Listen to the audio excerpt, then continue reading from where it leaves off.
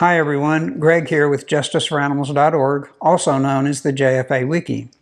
Some of you have asked for recommendations on books to read during these weird stay-at-home times. So I'm going to recommend 3 great books, and I'm going to tell you where you can check out not just those 3 digital books for free, with no waiting lists, but literally millions of books on all manner of topics, including over 300 books on animal rights. That's right, over 300 books on animal rights, some of which are hard to find elsewhere. You'll find links to all of this in the notes or comments. The library is called the Internet Archive, and you can find it at archive.org.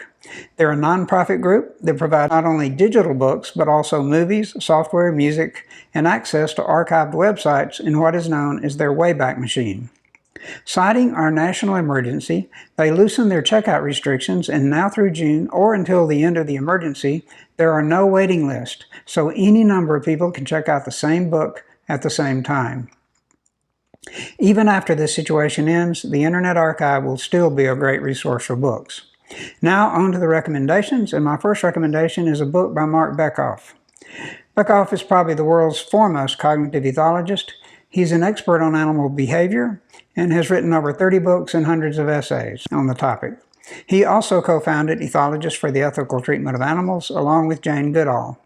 Several of his books are in the archive, but the one I want to highlight is the one titled The Emotional Lives of Animals. It's about just how deep and complex animal emotions can be and why that matters. He will lead you through the scientific evidence that animals are capable of friendship, loyalty, affection, tenderness, devotion, commitment, compassion, and even falling in love. Moving on quickly, my second recommendation is a book on the history of the animal rights movement in America, appropriately titled The Animal Rights Movement in America.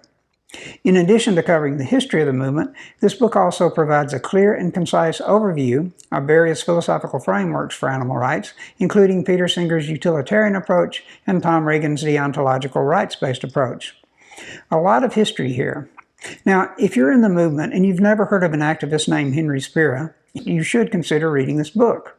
Or maybe you don't know about Caroline Earle White, who founded the American Anti-Vivisection Society in 1883, but was not allowed to serve on the board of directors because, you guessed it, she was a woman. Fascinating stuff. This book even includes a discussion on the next book I'm going to recommend.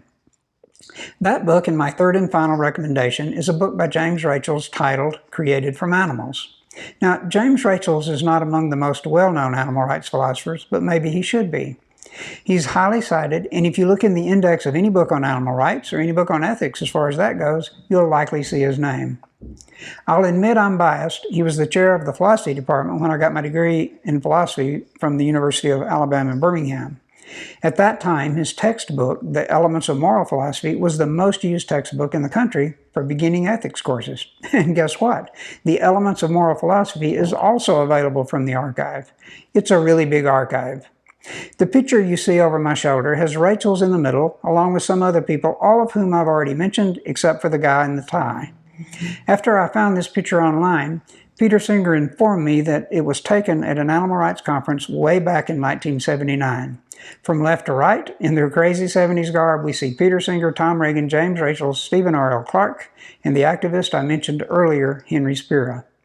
You'll notice that Tom Regan is putting himself in great danger here, being a deontologist squeezed between 2 utilitarians. If you don't get that, no problem, read my second recommendation, and you will. Back to Rachaels' book, Created from Animals. It was published in 1990. It's about the moral implications of Darwinism, and the title is taken from one of Darwin's quotes. You see, after The Origin of the Species was published, both theologians and secular philosophers had a tendency to deny that Darwin's work had any ethical implications.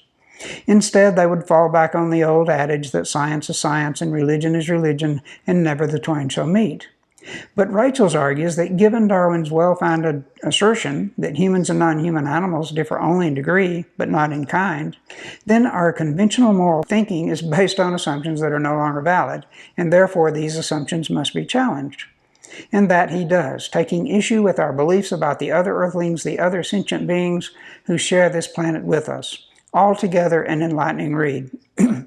So that's it for the book recommendations. Indulge yourself in these fat-free, calorie-free delights. They're easy to get now, and you won't be disappointed. One last thought on how we could finagle some virtual group experiences out of this. It may be obvious, but I'll say it anyway.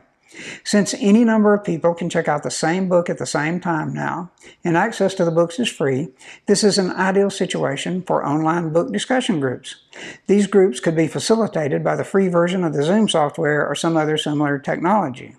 And if you've been following the news about Zoom's privacy debacles, maybe some of Zoom's staff will listen in and learn something too.